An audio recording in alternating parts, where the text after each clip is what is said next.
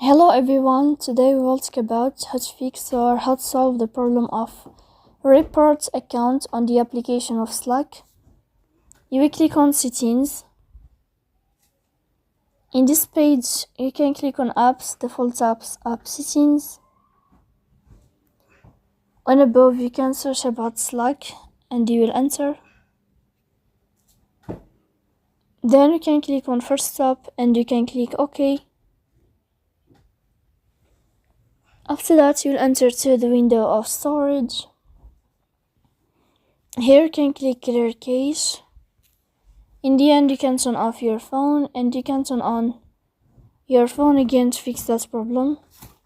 So please don't forget to support us by like and subscribe.